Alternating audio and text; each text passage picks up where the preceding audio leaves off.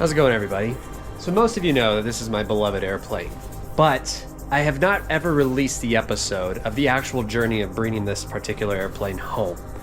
And to me, it was one of those once-in-a-lifetime types of adventures. And what I mean by that is that I've been always told by a lot of people that I've looked up to that you will have an experience, an adventure in your lifetime that nothing ever will come close to that one particular adventure. And I feel that this journey with this airplane was that one adventure. And why I say that is because, well, to begin with, it was the first airplane that I ever truly owned on my own, that I bought with my own money. Number two is I had to not just pick up this airplane locally and, hey, it's mine. I had to cross halfway across the United States with this airplane with very little time in this airplane. What I mean by little is less than an hour and a half, 2 hours most of flying seat time in this particular plane. And three, flying in the most unrelenting weather conditions known to man in an open cockpit tailwheel airplane with 100 horsepower. And fourth, last but not least, it was an adventure that was completed with my father. And it was just one of those 5-day adventures that you look back and you're like, this is something that I did never want to end. And you know, it's funny I say that because on my final leg of this journey, I was telling my dad, I'm like, this is it. This is our last leg of this crazy adventure that we've been flying on for the last 5 days. And it was pretty a sombering moment, I guess you would say, because, you know, we were ready to come home, but then we weren't ready for this amazing father-son trip to be over with. And on top of it, this plane got us home. I mean, that was my biggest takeaway from all this, is that it proved how robust this engine was and the plane itself, because honestly, it was not light and lofty winds. We were talking, you know, 30 knot plus crosswinds in Kansas and Oklahoma and storms, and it was just crazy. And what I'm really excited about is that I documented this entire trip the best I could. And well, that's what this episode is encompassing, is what I call the flight of passage. And well, if you ever get a chance to read a book, if you like books, there's one book that I absolutely recommend, and I actually started reading it when I was a kid. And I would say that's what kind of has manifested these dreams that we have in our youth to actual realities in our adulthood. It's a book called Flight of Passage, and it's about two teenage boys flying across the US in a Piper Cub. Not much different than this in reality, except that this is open cockpit and theirs wasn't. But that book was a dream of mine when I was a kid. And I look back at the scenario of what I've just completed with this airplane, and it literally is spot on to that book. And it just kind of hit me in the soul, knowing that what you once dream as a kid often becomes a reality if you just really put your mind to it. And well, enough of me talking about this journey. I'm just excited to show it to you. So enjoy what I call the flight of passage with my father and myself and our 5-day journey across the United States with this amazing airplane.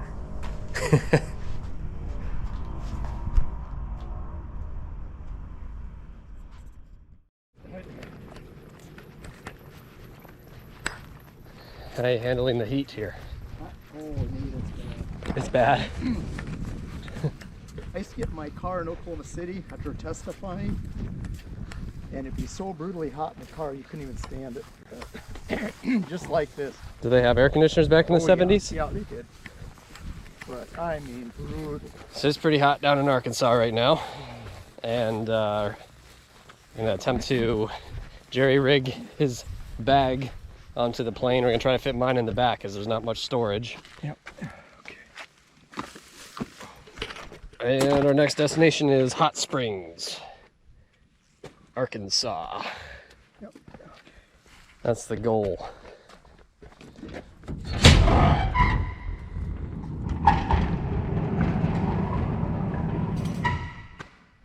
There she is. Wow. Okay. I'm going to put the battery tender. Okay. Where's this one? There it is. It's this guy right here. Wow. How awesome is that? Huh? How awesome is that? Oh, that's so awesome.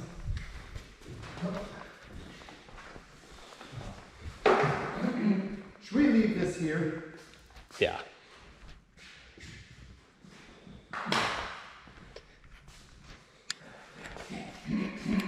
Yeah, it is hot. There's no point in hanging out. Huh? No. Okay, let's get this unhooked. Back here. I can take the suit. Right here. Okay. Oh crap, we gotta get a wrench. He's got these tied on here. We gotta go get a wrench for this, mate.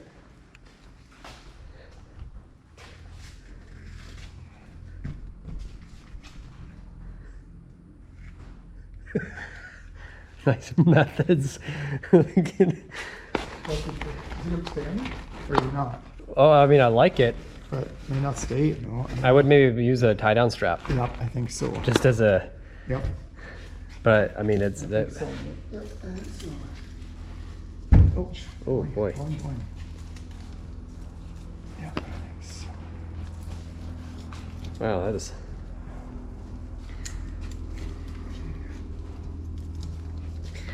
That's one way to get your suitcase to fly with you.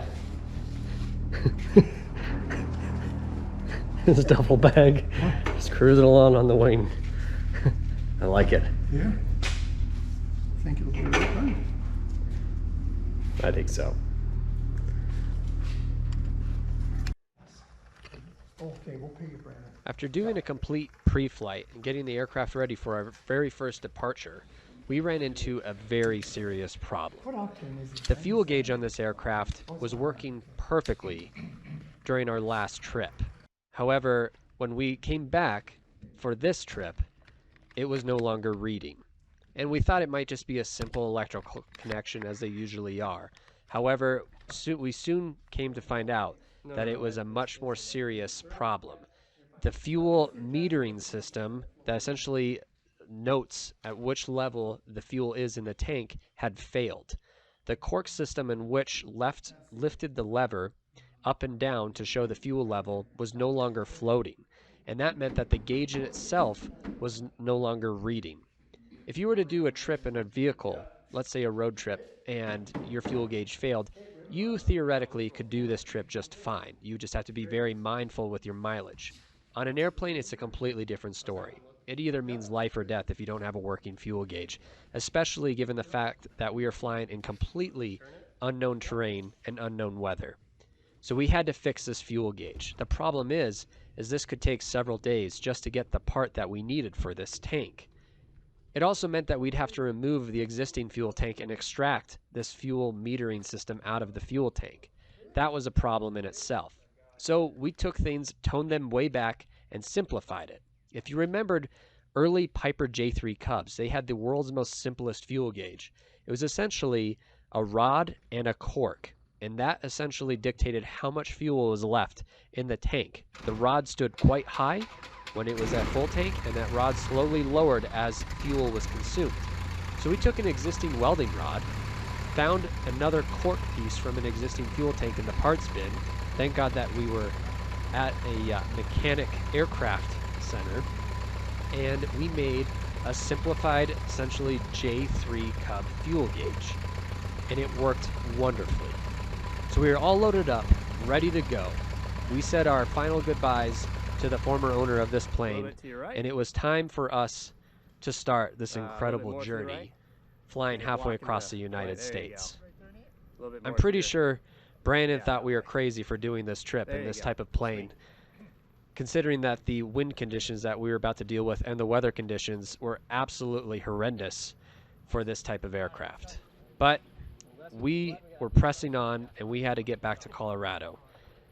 So we got all buckled in, seatbelts set, did our pre-flights, and it was ready to begin the start of the flight of passage. Clear front.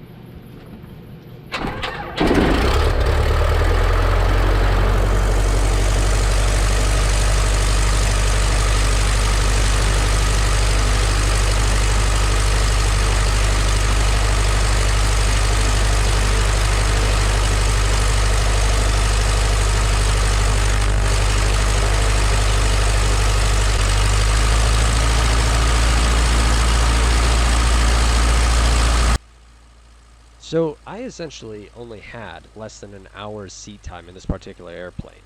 I was all very new to it.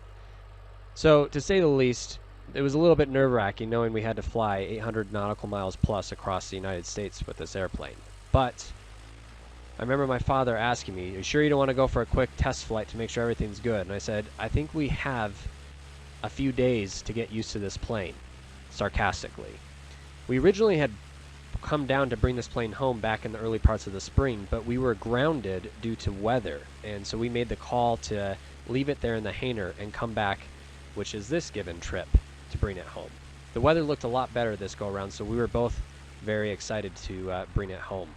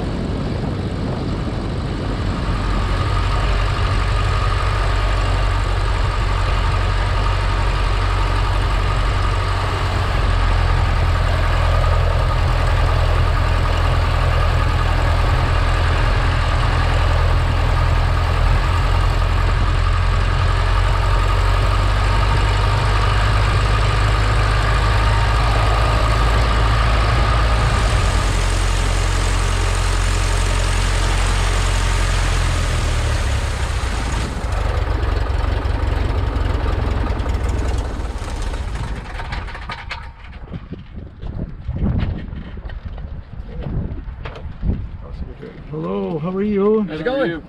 Good. What can I do for you guys? What's that? What can I do for you guys? Y'all need fuel or anything? Yeah, fuel would be great. Yeah. And then I think we're probably gonna. Is it cool if we park it here for the night? Yeah. Awesome. Yeah. Are your brakes off? I might move you back just a little bit. Yeah. Brakes are off. Maybe just a little. Probably not. Y'all just need to top off? That'd be great. Okay. Yes, sir. You know what day y'all are we got kind of a funky. We're leaving in the morning. Yeah, early. Early. Yeah. We're trying to. Our destination's Colorado. Okay. We open at 5 in the morning. Oh, you so- do? Yes, Oh, sir. Good. Awesome. All right. Well, I made the first leg. Yep. What'd you think? It is unbelievable. Unbelievable. Air was good. Huh? Air was super good. Yep. Plane flew great. Yep. And right now we are in Hot Springs, Arkansas.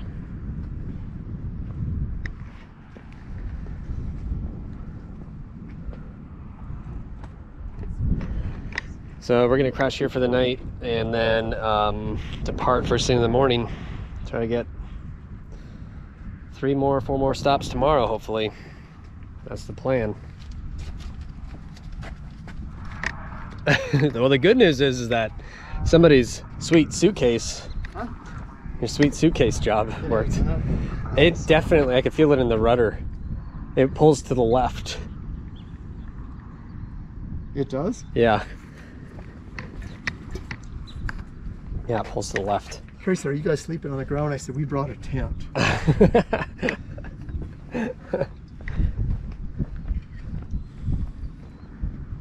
Yeah, remember how that works? Yeah, I think I just kind of went around it. But it stayed. It did, didn't it? Amazing. Huh? Yeah. Right. Yeah, everything's All right, good. so Yep. our biggest culprit we had today is the I don't know. gas gauge stopped working Found a hotel for completely. $99. The sender unit, something's going on where the float's just no longer floating. So I had no gas gauge. And I'm like, well, shoot, what am I gonna do? No, heck no. I obviously did not want to keep flying without a gas gauge, doing this long of a drive. So, remember early Piper Cubs, they had a gas gauge, but it wasn't a typical one with a reader. Check this out.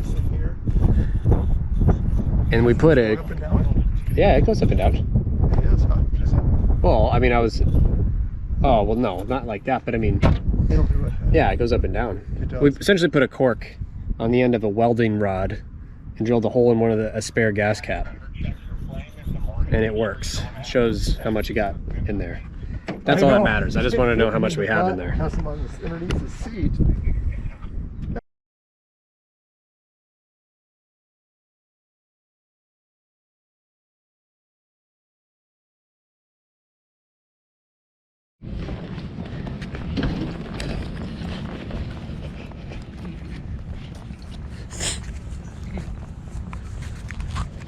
All right. Day 2. There we go, buddy.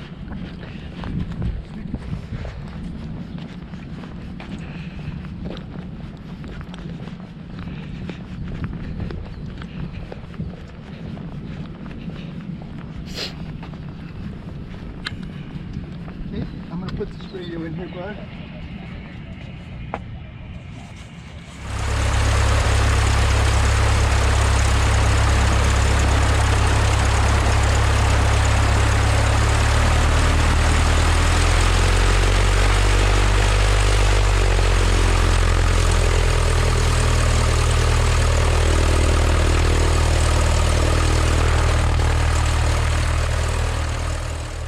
Day 1 was complete. We were on day number 2 now, and we were departing Hot Springs, Arkansas for our very first stop, which was known as Kirker, or Robert S. Kerr Airport, located in Poto, Oklahoma. This was going to be our first stop for refueling, and we had to cross 2 mountain ranges, I should say small mountain ranges, to get to this first leg of our trip. The overall goal of today was to do 3 stops, and being our final stop, depending on the weather, was going to be Ponca City, Oklahoma.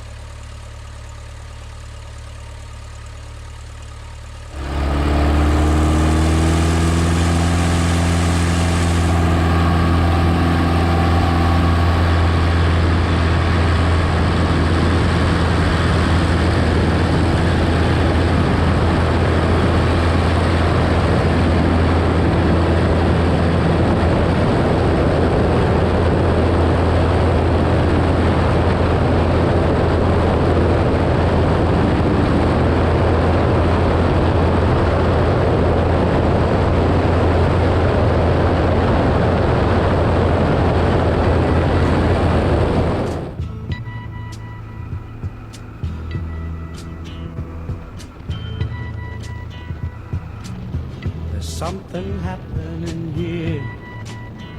But what it is ain't exactly clear. There's a man with a gun over there, telling me I got to beware. I think it's time we stop, children. What's that sound? Everybody look what's going down.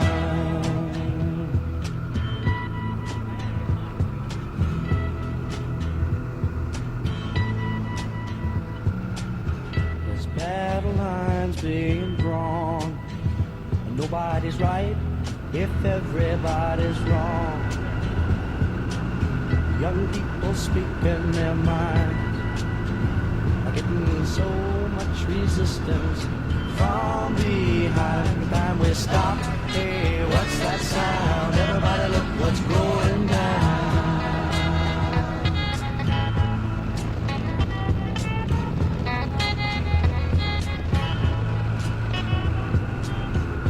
What a field day for the heat. 1,000 people in the street, singing songs and carrying signs, mostly say hooray for our side. It's time we stop. Hey, what's that sound? Everybody look what's going down.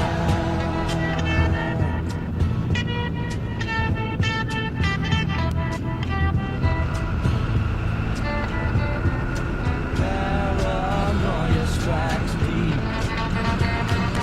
into your life, it will creep. It starts when you're always afraid. Step out of line, the man come and take you away. You better stop. Hey, what's that sound? Yeah, we just made it to Kirker. Kirker. This is Arkansas still. Yeah. This is Arkansas. No, I think Kirker's Arkansas, isn't it? no, Polka City. Or this is Zapoto. No, no. Oh, it is? Is this Poto? Are we in Oklahoma? I don't even know what state we're in now. Huh? I don't even know what state we're in. Anyways, wait, where are we? You're supposed to navigate. I'm just flying the plane. No, we are in Oklahoma. Yeah, we're Poto. Wow, I'll be danged. All right, well, we're in Oklahoma. We made it. How's your butt? That's right? Yeah. How's your butt feeling? It's sore. Winds are picking up a little bit, just a lot. It's hot. Yeah. It's real hot. But plane's running really good.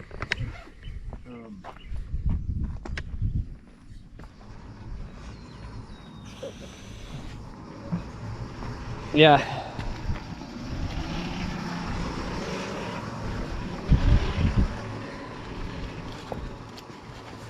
All right, and we're gonna do another one. We're gonna try to get to KOKM. Huh? KOKM next. Yep. A refuel master here. Getting that ladder out. Can I clean your windshield or anything for you? Please.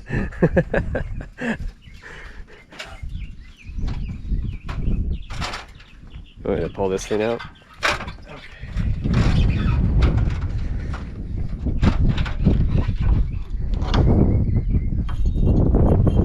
Burned more, didn't we?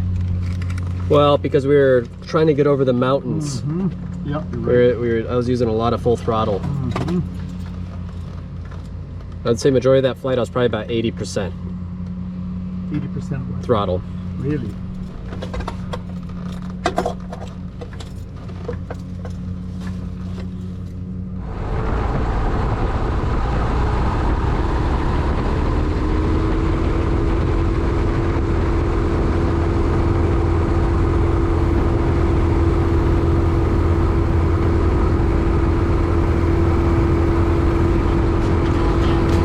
Starts when you're always afraid.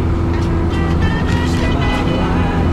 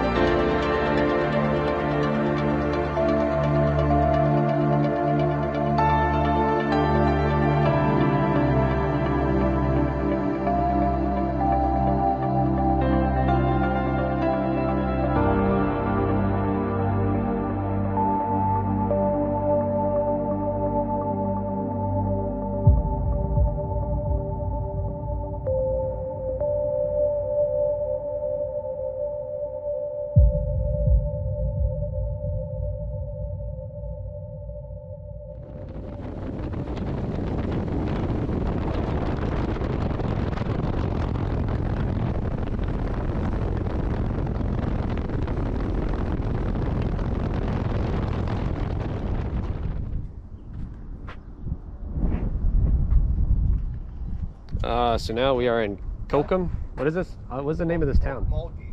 Amolgi? Mulgi. Mulgi? Yeah, Mulgi. Oak Mulgi? Oklahoma. And this hangars are actually really darn cool. It's definitely World War II, maybe even earlier than that. About 15 knot wind, but it was right down the runway, which is really good. Just hot. There's a lot of thermals.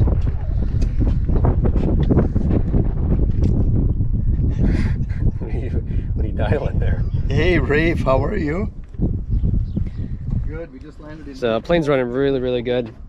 Cruising a little bit slower than we anticipated, but that's okay. Man, it is hot down It's- on the ground. At least I'd rather have a slow plane that's reliable than vice versa. And we saw it went right by. And it's incredible how much cooler it is when you climb up the altitude. We're at 3,000 feet and it felt like air conditioning. It was great. I couldn't believe it was above our elevation. Went right by it. Yeah. And the birds tried hard to believe it. Some of the hawks and stuff out high. Here. Look at this thing. Look at this thing, Nate. Wouldn't you love to own this? Huh?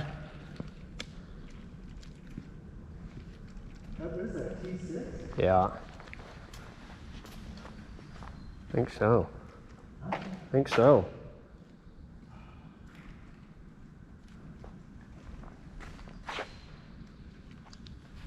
Nobody's here, huh?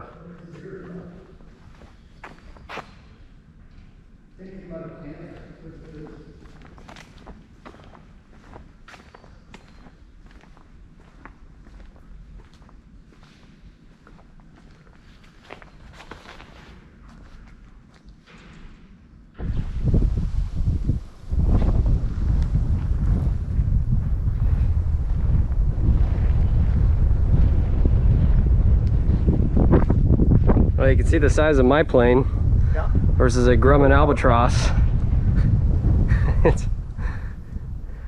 it's actually quite comical how much tinier.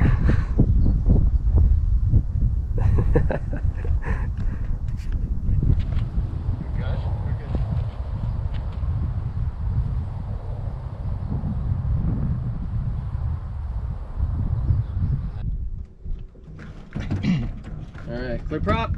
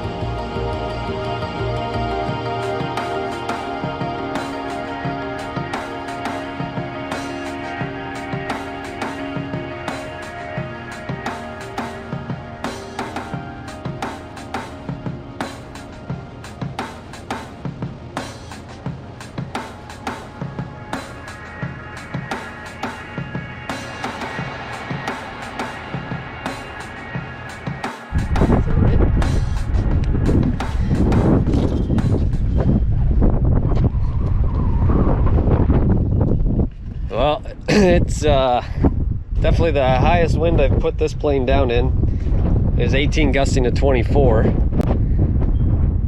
And we are tied down, so we're making sure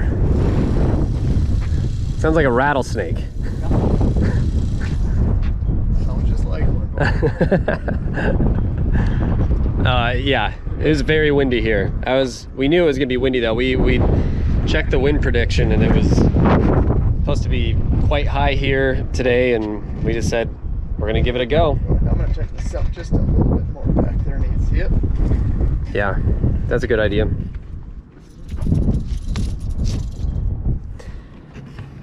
So we are officially done for with day 2. Thank God. We this is what is this? Is our 3rd stop or 4th? Yeah, so the 4th stop. So we did four stops today, and we've had enough of the sun. It was 101, right? Yep. Or 106, what was it? Boy, I don't remember, Nate. It's over, well over 100. Well over 100. Plane did amazing, and it's incredible how much cooler it is when you climb up just 1,000 feet.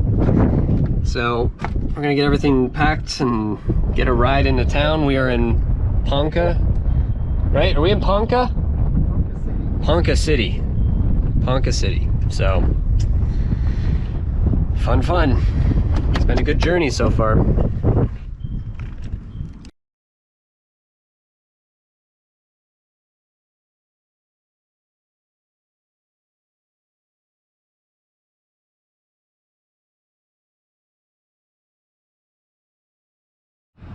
All right.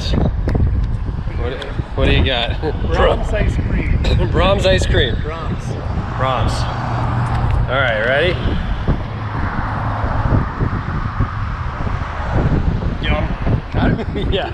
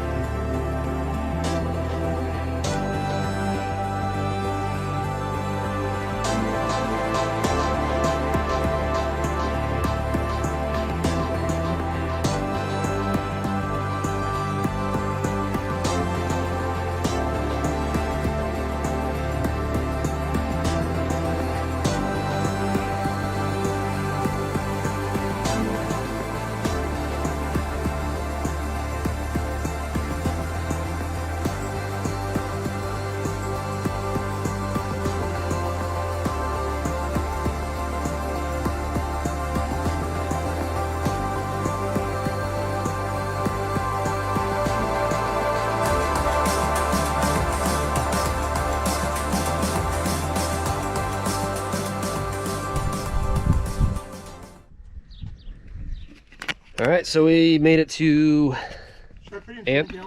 10 gallons, yes. Made it to Anthony, Kansas. There's not much here, but it's actually a really nice airport.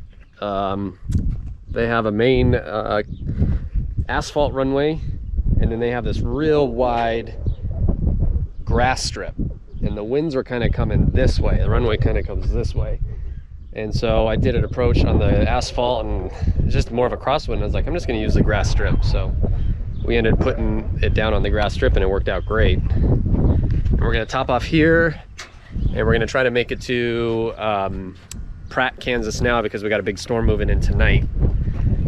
And obviously this wind is picking up a little bit too. So I want to get this in the hanger before the storm hits tonight. So Pratt, Kansas is our destination for day 3.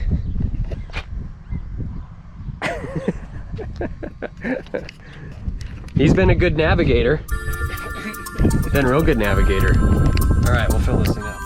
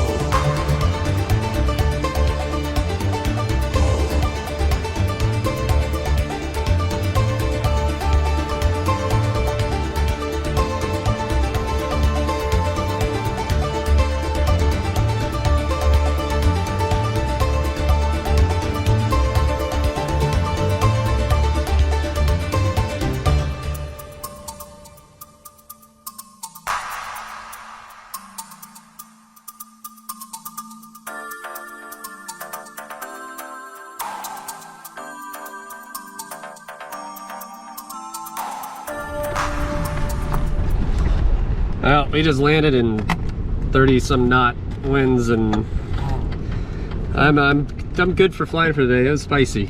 What's that, bud? It was spicy, huh? Yeah, it's spicy. Oh, man. Yeah. Huh? That's spicy. I should picture you there. Oof. That was dicey. You're a good pilot to land that name. Thank you. Telling you what.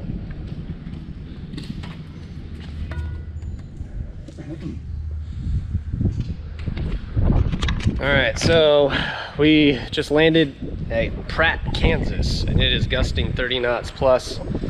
They are awesome here and letting us keep the plane in the hangar because we have a big storm coming tonight. One of the more spicy approaches I've done with this plane, I'll tell you that. Day 3 had just concluded.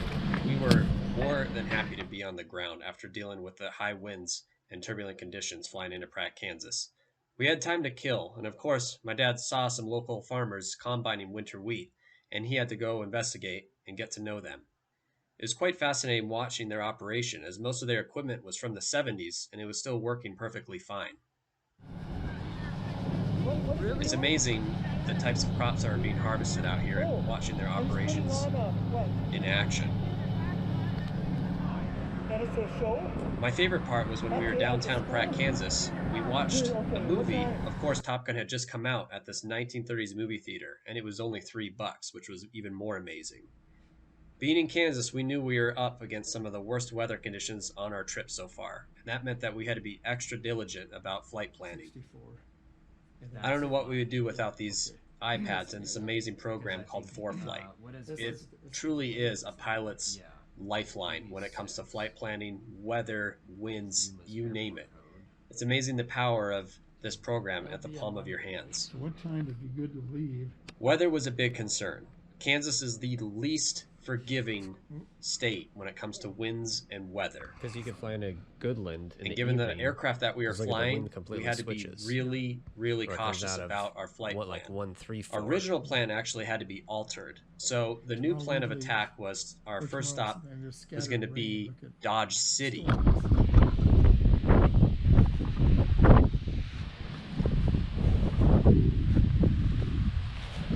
So the fascinating part about this airport that we landed at yesterday with the plane is it's in Pratt, Kansas. Typical small town Kansas, no big deal, but this place has a lot of World War II history. A lot of World War II history. In fact, these what looks like cement bunkers are vaults that held the Norden bomb site on the B-29 program, because at the time the Norden bomb site was very top secret. They didn't want outsiders or any enemies to get a hold of the contents of this bomb site because it was way ahead of its time, and it was developed in the early 40s, and so they kept them here in these vaults. Now there normally is a building around here that's no longer standing, but this field was a humongous B-29 training field. If you ever look it up, look at Pratt Airfield. It was one of the biggest B-29 training hubs, and it's here. And I just learned that today. So here's some of these vaults right here.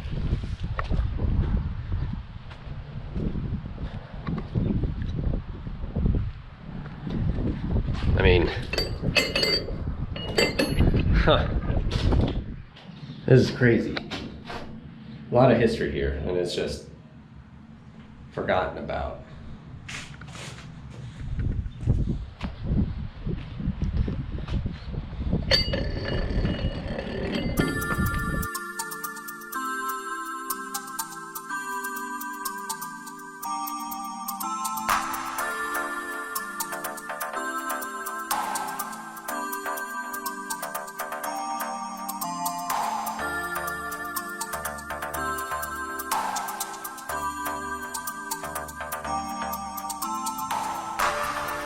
It's nice to sat inside.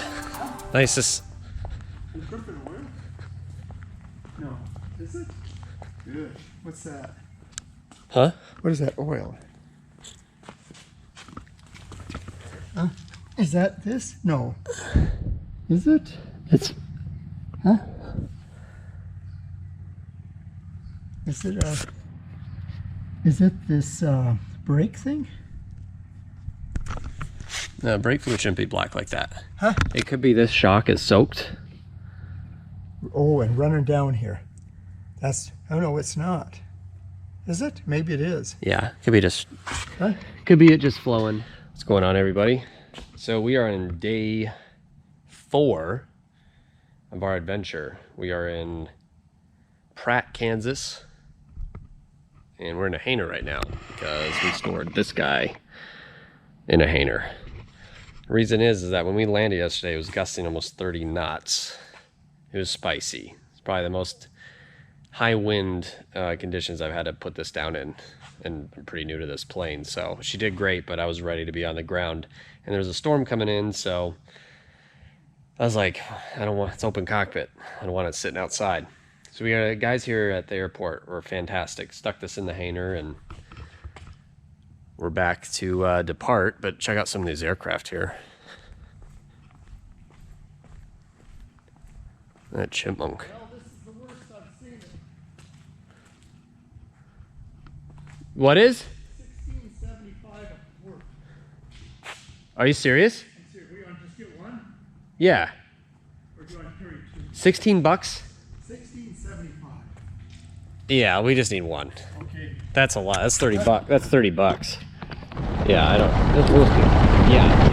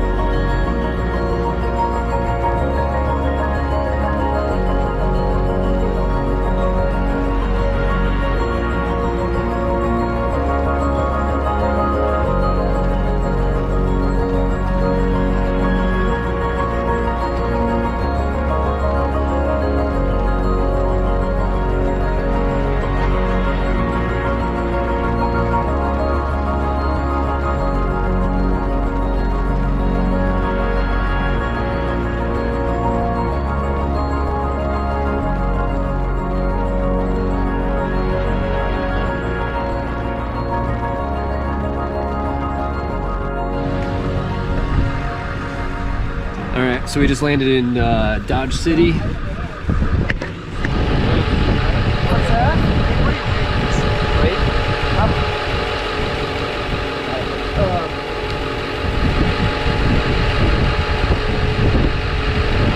We came from Star City, so a little bit south of Little Rock. Okay, so you've been going for a while. Yeah, and we're heading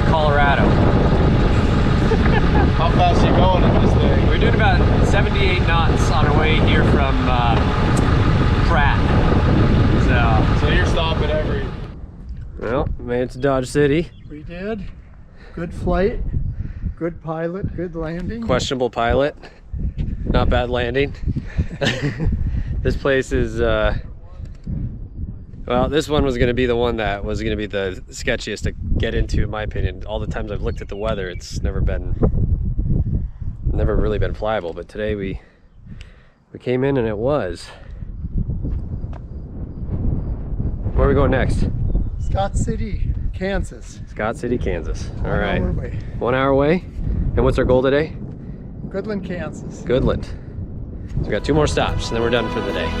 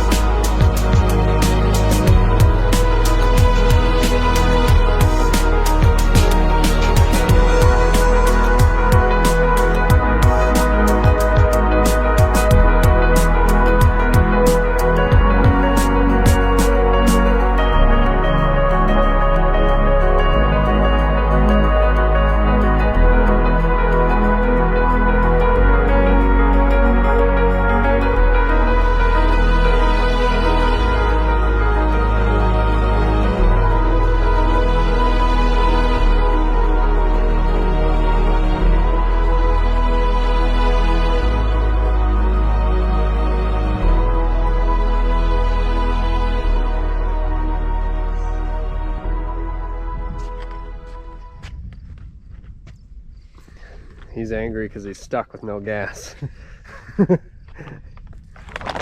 You're just dying to get to Goodland, aren't you? I am. I am giant. We're in Scott City. Huh? We're in Scott City, Kansas now.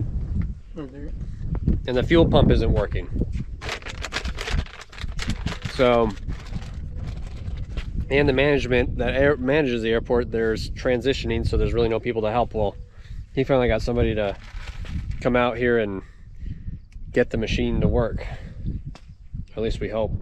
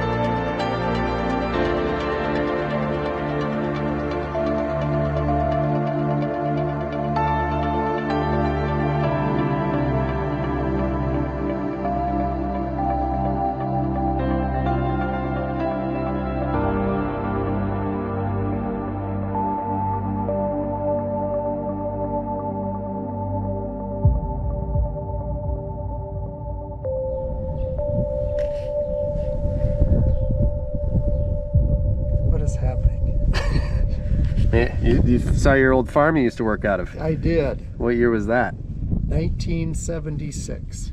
Jeez. You recognized it right away? I recognized it. Wow. Crazy, huh? We just landed in Goodland, Kansas. Yep. It is gusty, and it's a total, not even down the runway, it's sideways. So, kind of glad to be on the ground. Yeah. Yeah. Just in time for the sun to set. Yep.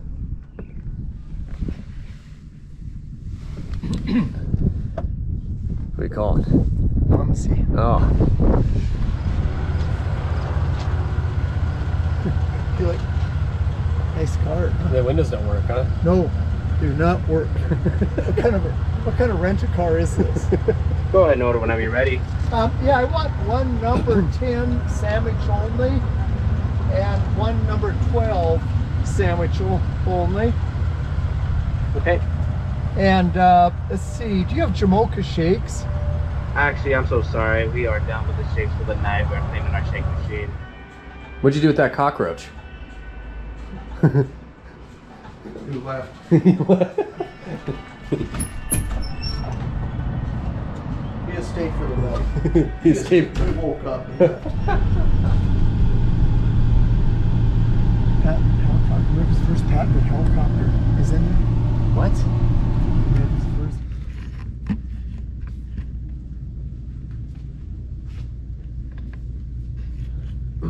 So this is the America's first patented helicopter.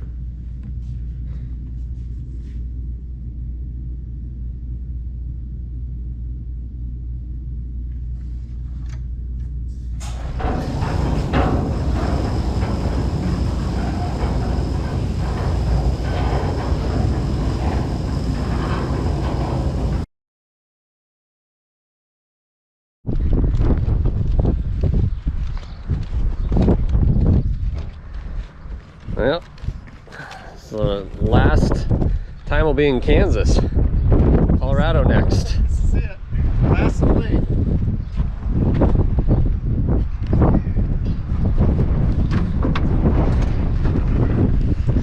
It's pretty windy today, but huh? Gotta wait. We can wait a little bit. Yeah. It's pretty windy. It's gusting pretty good right now, so let's see what this wind's gonna do. I can handle it. It's good, it's 4.3. So I brought it up to 5.3. Okay. It's be spicy.